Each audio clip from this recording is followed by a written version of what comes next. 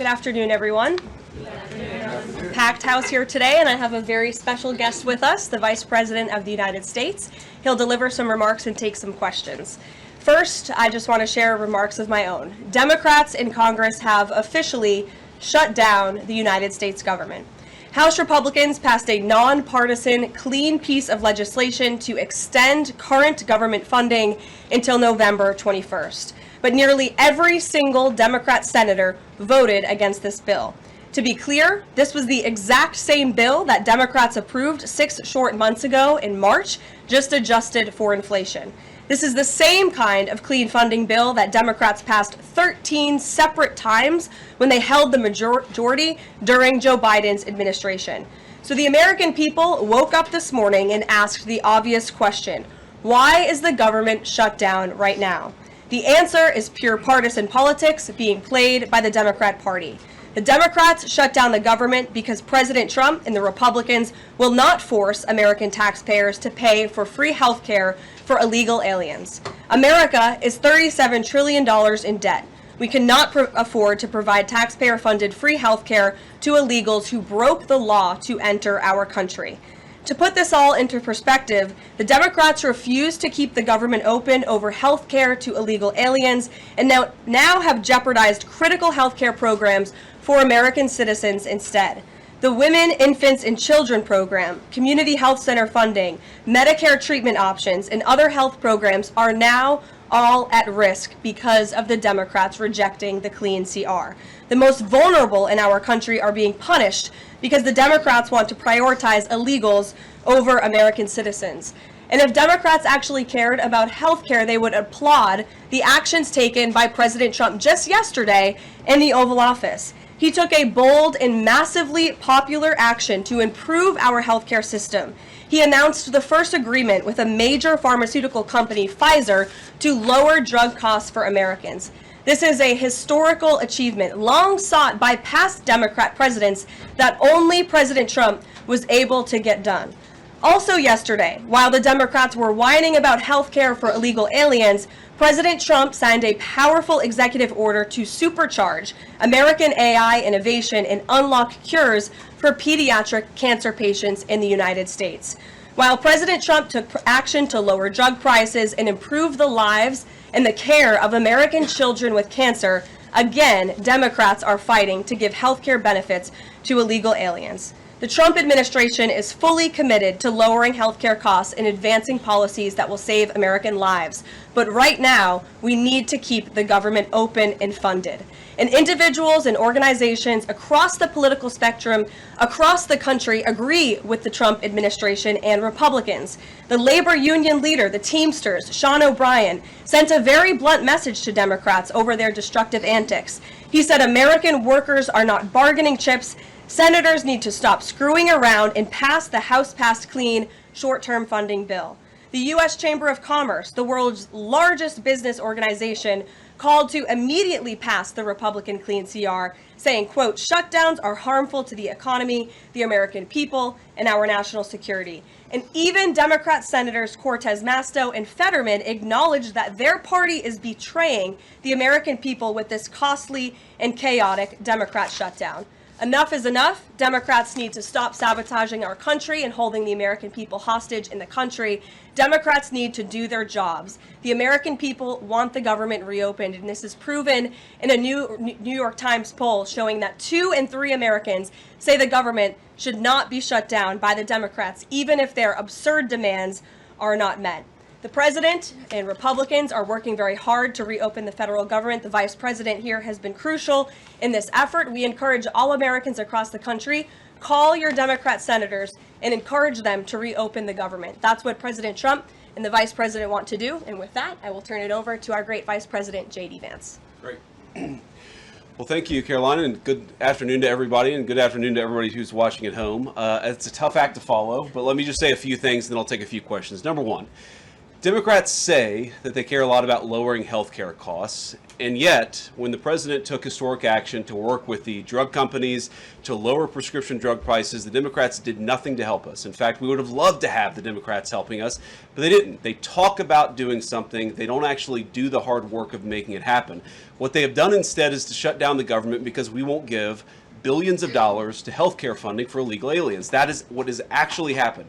To the American people who are watching, the reason your government is shut down at this very minute is because, despite the fact that the overwhelming majority of congressional Republicans and even a few moderate Democrats supported opening the government, the Chuck Schumer AOC wing of the Democratic Party shut down the government because they said to us, we will open the government, but only if you give billions of dollars of funding for health care for illegal aliens. That's a ridiculous proposition.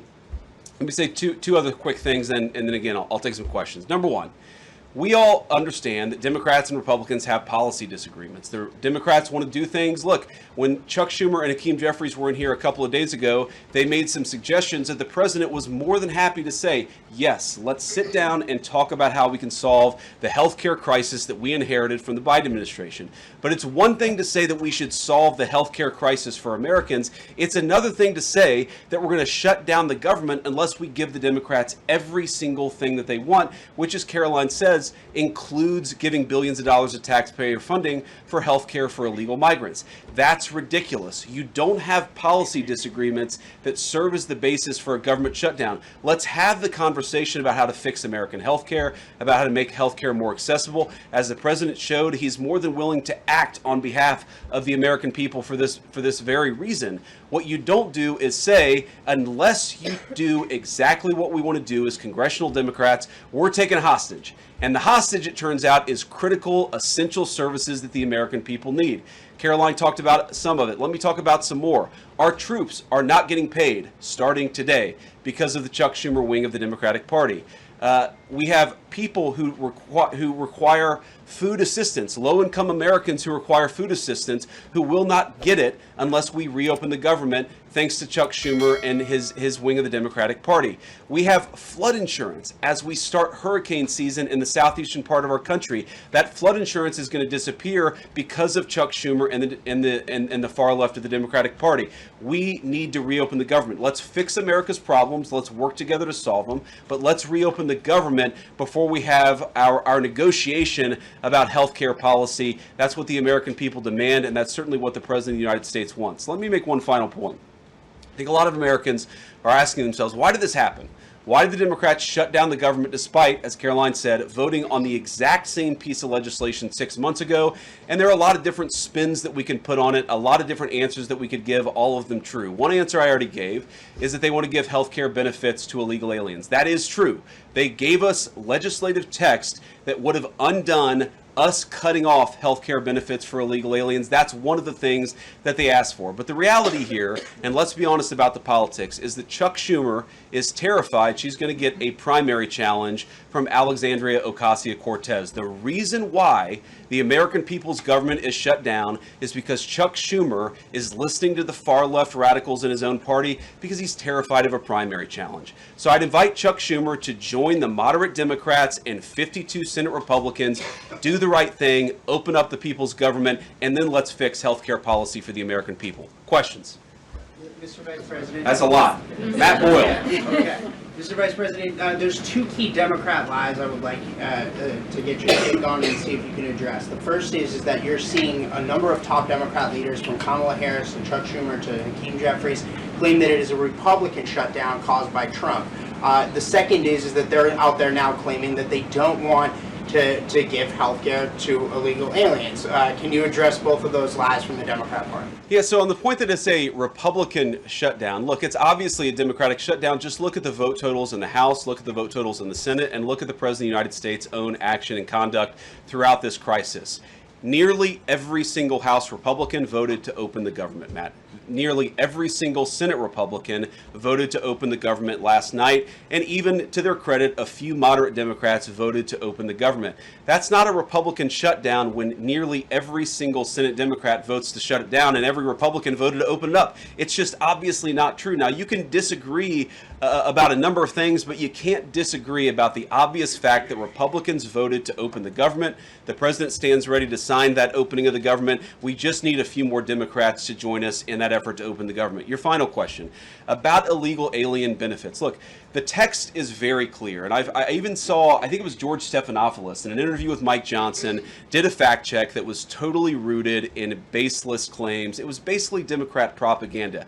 If you look at the legislative text that they gave us, they tried to turn on two separate provisions that would give health care benefits to illegal aliens. Number one, if you're an American citizen, you've been to a hospital in the last few years, you probably noticed that wait times are especially large, and very often somebody who's there in the emergency room waiting is an illegal alien, very often a person who can't even speak English. Why do those people get health care benefits at hospitals paid for by American citizens? The answer is a decision made by the Biden administration that the Trump administration, working with congressional Republicans, undid. We turned off that money spigot to health care funding for illegal aliens. The Democrats, in their legislative text, want to turn it back on. That's one thing. The second thing, Matt, is we all know that there are various ways in which the Biden administration waived away illegal immigration status. They gave parolees, they gave asylum claims to people who weren't really claiming asylum. And when they waved the magic wand of amnesty, giving millions of people legal status, even though they were in the country illegally, they also gave those people access to health care benefits. So what the Democrats are engaging in is a sleight of hand. They're saying, no. Those weren't illegal aliens who were getting health care benefits, even though everybody, knows they were in the country illegally.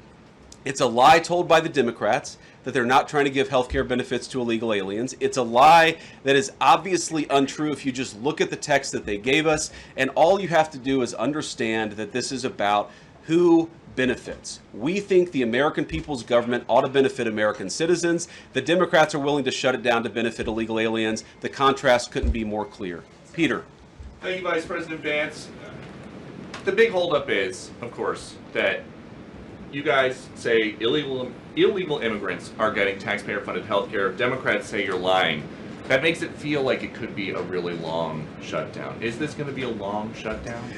I don't know. I can't predict what congressional Democrats are going to do, Peter, but I actually don't think it's going to be that long of a shutdown. This is a pure guess from the Vice President of the United States because I think you already saw some evidence that moderate Democrats are cracking a little bit. They understand the fundamental illogic of this. Look, for years, every single one of us, we can remember Barack Obama on the White House lawn. We can remember Chuck Schumer. We can remember, Nancy Pelosi. For years, in Chuck Schumer's case, for literally decades, we've heard them say, you don't shut the government down over a policy disagreement.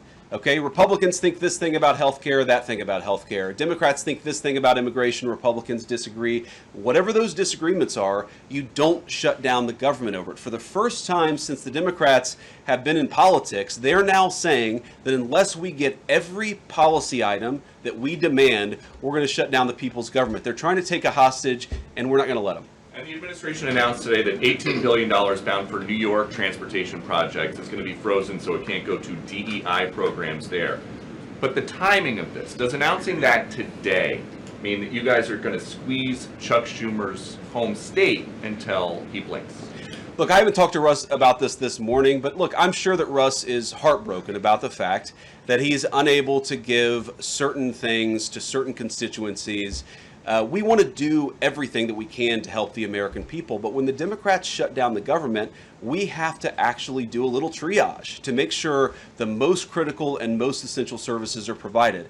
The government does a lot of things. Of course, Republicans think that the federal government probably does too much, but there are a lot of critical things the federal government does that absolutely all of us would agree need to do. Our troops need to get paid. Our air traffic controllers need to make sure that people are flying safely and on time. We need low-income people to be able to access the food services that are provided by the federal government. There are critical things that need to be saved. We're going to do everything that we can over the coming weeks, if the shutdown lasts that long, to ensure that people get the essential services that they need, despite the fact that Chuck Schumer has shut down the federal government. It's not going to be perfect because we are in a government shutdown. We are going to have to lay some people off if the shutdown continues. We don't like that. We don't necessarily want to do it, but we're going to do what we have to keep the American people's essential services continuing to run. Thank you. Yeah. Thank you, Mr. Vice President, and thank you for being here. Yesterday, President Trump said, as a result of the shutdown, we'll be laying off a lot of people that are going to be very affected, and the Democrats, they are going to be Democrats. Has the administration asked agencies to target federal workers who they believe to be Democrats in these reductions of forces? We're not targeting federal agencies based on politics. We're targeting the people's government so that as much as possible of the essential services can continue to function. That is the question the president has asked the entire government, is fundamentally, okay, we're in a shutdown. That causes some problems. The troops aren't getting paid. There's nothing that we can do about that while the government is shut down. But there are essential services that we want to make sure as much as possible they still continue to function. That is the principle that's driving us forward during this shutdown. It's going to continue to be the principle that drives us forward. But let's be honest. If this thing drags on for another few days or, God forbid, another few weeks, we are going to have to lay people off. We're going to have to save money in some places so the essential services don't get turned off in other places. That is the reality of the government shutdown that Chuck Schumer and the Democrats have foisted upon the administration. So what did Phil. he mean by they're going to be Democrats? He said they're going to be Democrats. You've laid out a lot of the pain and problems that would come with a Democratic shutdown, and yet in the Oval Office yesterday, the president said that a lot of good could come from a shutdown. So square that circle. Which is it, a Democratic-caused crisis or a Republican opportunity for reform?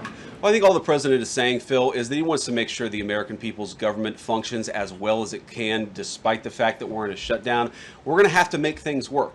And that means that we're going to have to triage some certain things. That means certain people are going to have to get laid off.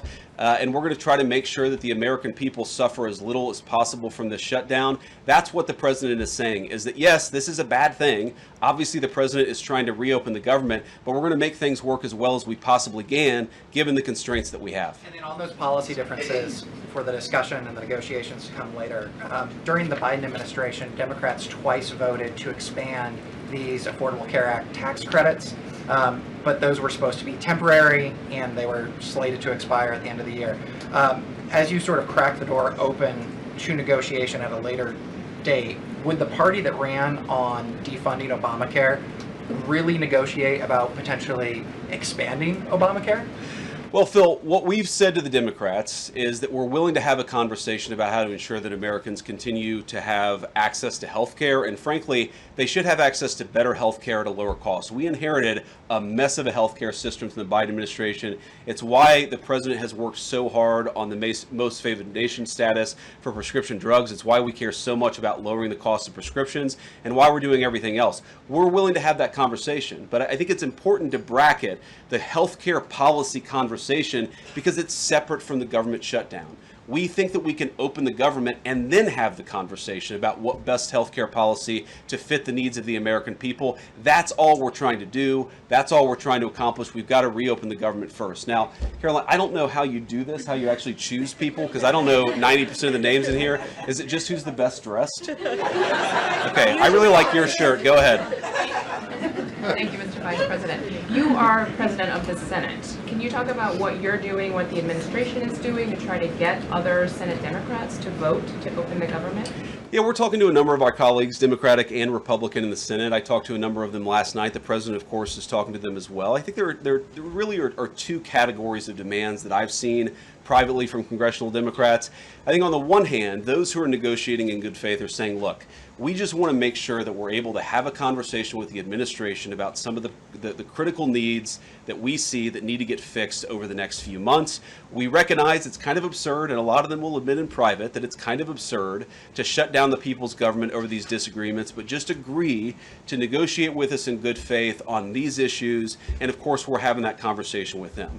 Then there's another category, people who say, give us everything we want or we're going to keep the government shut down. We just write those people off because they're not negotiating in good faith. And frankly, we don't need them. We've already got 3 more Democrats last night than I thought we would get. And I think it's because they recognize the illogic of the position of taking the entire American economy hostage because they don't get their policy priorities. So 3 moderate Democrats joined 52 Republicans last night. We need 5 more in order to reopen the government. And that's really where we're going to focus, is how to get those 5 additional Democrats. Thanks, Mr. Vice President. First 2 questions. Are there plans to meet Democratic leaders again in the coming days, or are you planning on plucking off senators one by one? So that's the whole question? No, I got a second part. Okay, go ahead and ask the second question. So the president's been posting some images of Leader Jeffries and Senator Schumer. I saw. Recently. You've said that you're interested in good faith negotiations with these leaders, but what message does that send? Is it helpful just post pictures of Leader Jeffries in a sombrero if you're trying to have good faith talks with him? Oh, I think it's funny. The president's joking, and we're having a good time. You can negotiate in good faith while also poking a little bit of fun at some of the absurdities of the Democrats' positions, and even, poking some fun at the absurdity of the Democrats themselves. I mean, I'll tell Hakeem Jeffries right now, I make this solemn promise to you that if you help us reopen the government, the sombrero memes will stop. And I've talked to the President of the United States about that. Now, to your first question, are we negotiating one-on-one? Are we negotiating in groups? Look, I will go to the U.S. Capitol right now and meet with Chuck Schumer or any Senate Democrat if it helps us reopen the government. Most of the conversations, in my experience at least, have been one-off. We're also, of course, relying on some of our Senate Republican colleagues who have good relationships across the aisle. We're going to do whatever we have to do is the answer. And I think it's tough to predict what shape this negotiation is going to take over the next few months. But I feel good about the fact that Democrats already realize privately the fundamental irrationality of their position. I hope that they're going to publicly acknowledge it and reopen the government. Right in the back, yeah. Thank you, Mr. Vice President. You responded to a post on X of Chuck Schumer on the House floor back in 1996, railing against illegal immigrants receiving taxpayer-funded benefits. You said Chuck Schumer once recognized that it was disastrous to give illegal aliens rewards for breaking the law. Now he wants to shut down the government unless we reward illegal aliens for breaking the law. Why has Chuck Schumer changed his stance? That's a good question. Actually, it's a very tough question. Asking me to get in the head of Chuck Schumer is not a place I particularly want to be, but my basic read on it is that the entire Democratic Party, the political leadership, not every Democrat nationwide, but the political leadership of their party has got it into their heads that the only way to be compassionate is to be compassionate to illegal aliens rather than American citizens. If you go back to what Bill Clinton was saying, even Barack Obama in some cases, what he was saying about illegal immigration 10, 15, 20 years ago, you would put them on the MAGA right based purely on their rhetoric around illegal immigration. So I don't know why they've gone so far to the left. I think it's bad for the country. I think it's bad for them politically. But our principle, all I can do is speak for the president that I serve and the country, the administration that I serve right now. We believe that the American people's government exists for the American people. That means the people who have the legal right to be here, and that's why we're fighting to reopen the government. And unfortunately, the Democrats are fighting to shut it down for the benefit of illegal aliens. And I'll take a couple more, and then I'll let Caroline.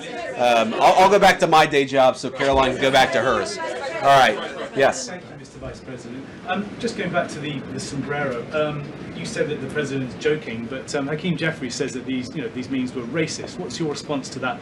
And just if I may briefly go off topic, Secretary Hegseth yesterday made an edict about no more beardos in the military. Just wondered what. Sorry, what did he say? No more beardos. Beards. Oh, sorry, that's my accent. Just wondered your response to that. I didn't see that particular comment. I thought Pete gave a hell of a speech, and a speech that really is just oriented around returning the American military to the very high standards that it has had for virtually its entire history until Joe Biden came along and decided to lower standards. I think it was bad for our military, and it was bad for our troops. When I was a young United States Marine, I did not have a beard. I am now the vice president, so I get to do what I want to do. But I think Pete's trying to re-implement high standards, and that's a very good thing. On the sombrero thing, I mean, Hakeem Jeffries said it was racist, and I know that he said that, and I honestly don't even know what that means. Like, is he a Mexican American that is offended by having a sombrero meme? I mean, I saw one of the major TV stations put the meme up and then say, this is AI generated.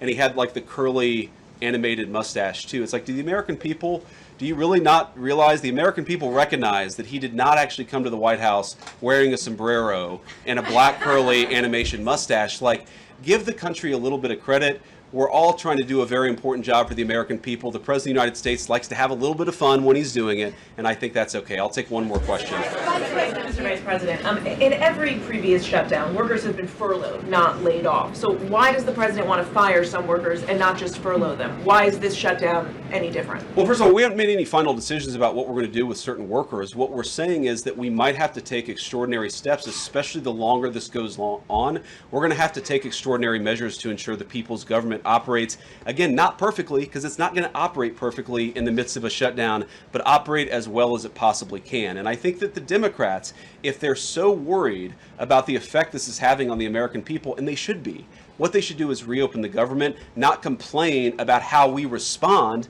to the fact that Chuck Schumer and the Democrats have shut down the government in the first place. Thank you all. Caroline. Also targets and benefits, Mr. Vice President. Thank you. See you guys. Benefits to be cut as well? All right, guys. Well, let's let the fun continue. The Vice President's a very busy man, and I'm happy to take some more questions. I know there's more news today.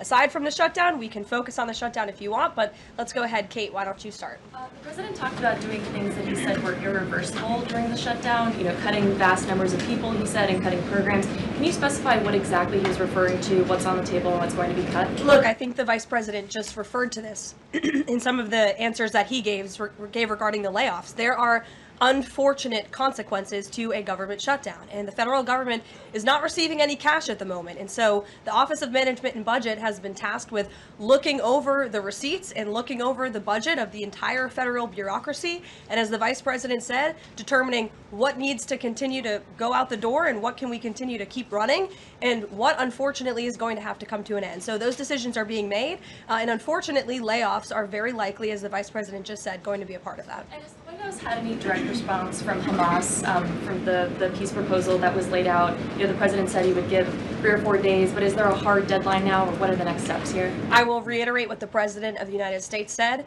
3 or 4 days, and I can tell you that there are some very sensitive discussions that are taking place, but I certainly don't want to get ahead of any announcement at this podium. I'm going to let Special Envoy Witkoff and the President of the United States handle that. Thank you, Caroline. 2 questions. First of all, following up on that, the president said yesterday, I believe, within 3 or 4 days he wanted to hear an answer from Hamas. Is he still sticking by that timeline? Yes, as I just confirmed. And then second question is a comment that's gotten a lot of global attention.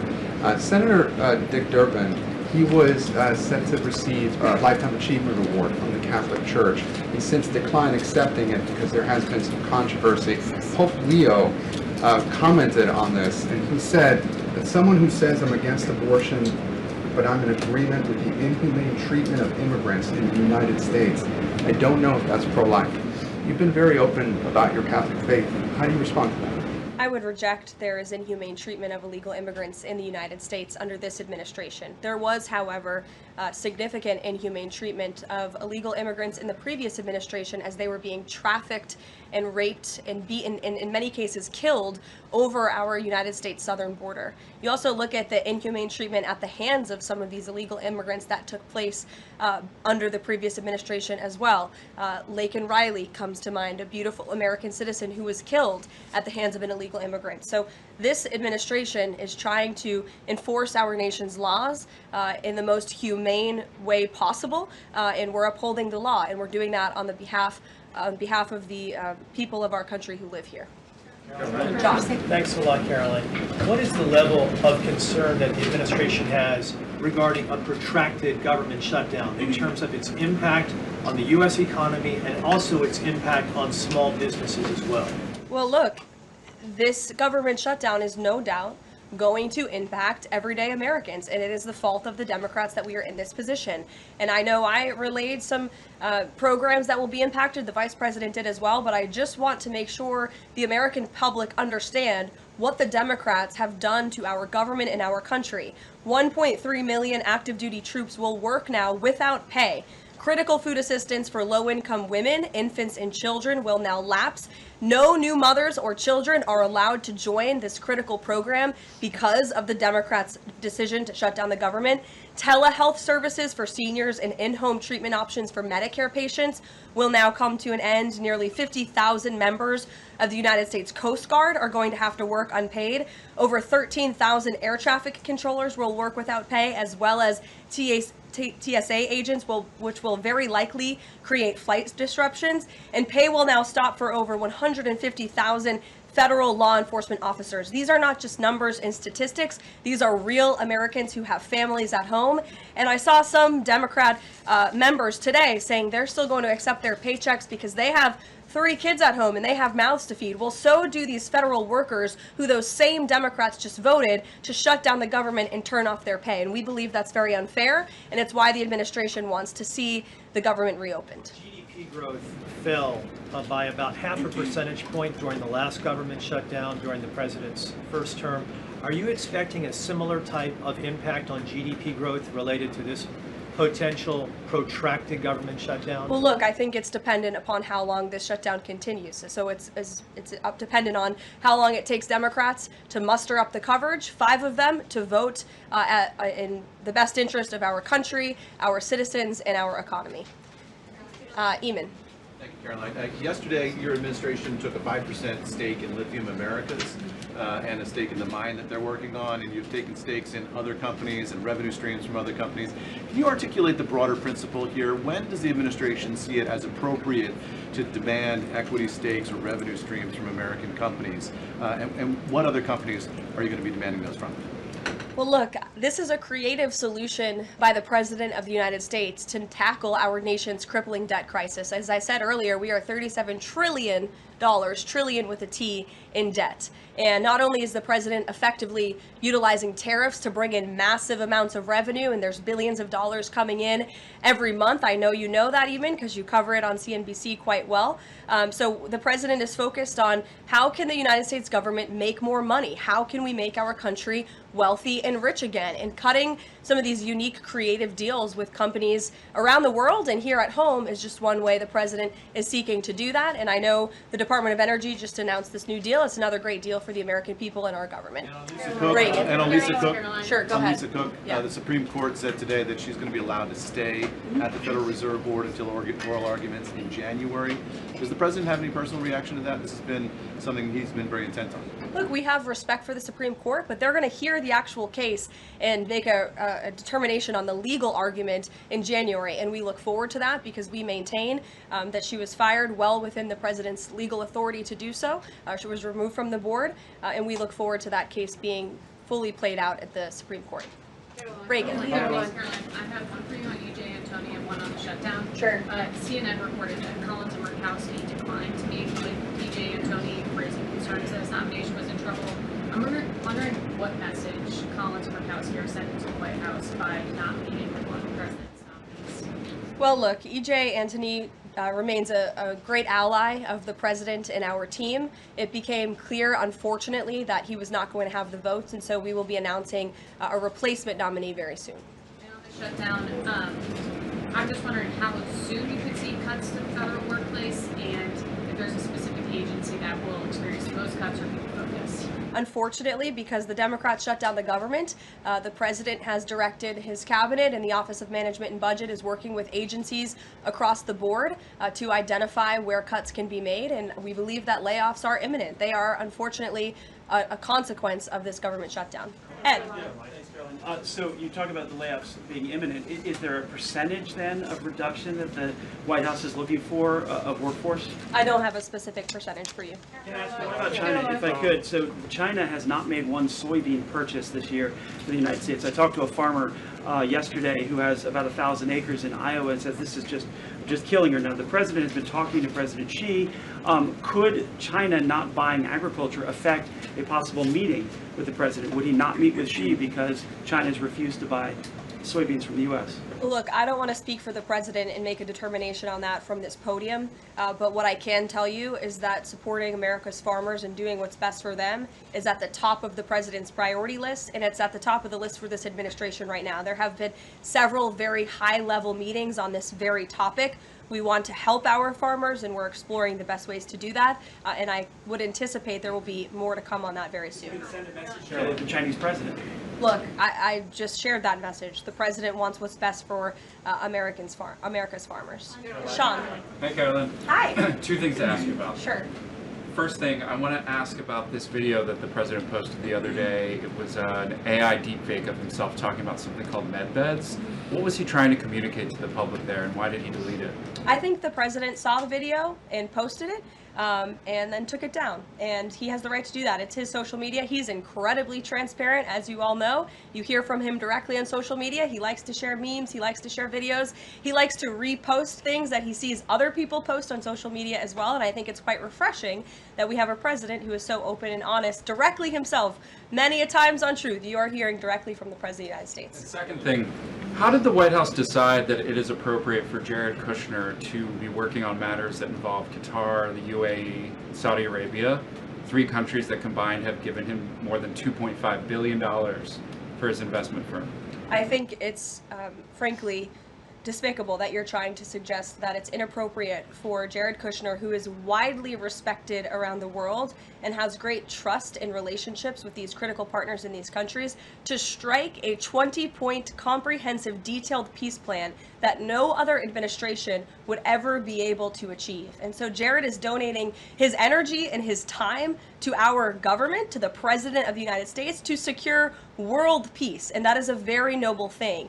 And this is a peace plan that has not just been accepted by Israel, but it has been applauded by Muslim and Arab countries around the world. It has been applauded by European leaders around the world. Virtually everyone in the world is supportive of this plan that Jared Kushner offered his time to help put together alongside our special envoy Witkoff, the Vice President, the President of the United States, Secretary Rubio, and the President's entire national security team. We are very proud of that plan, and we hope Hamas will accept it because it will lead to a more peaceful and prosperous Middle East. Two questions. One, we're talking a lot about these layoffs and hypotheticals, but Speaker Johnson earlier today said that there is a proposal from the White House that House Republicans are expected to hear this afternoon about these mass layoffs.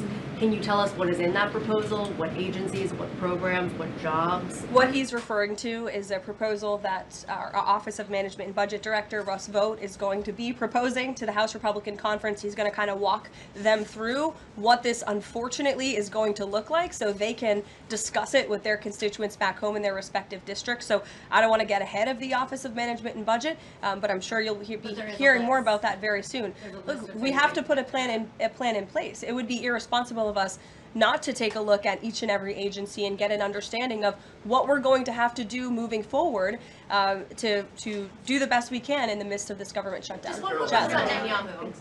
Thanks, Caroline. Just on that point, though, Russ Vought told House members, according to our notice reporting, that RIFs would happen in 2 days. Already, we know that some have been sitting out from the U.S. Patent Office.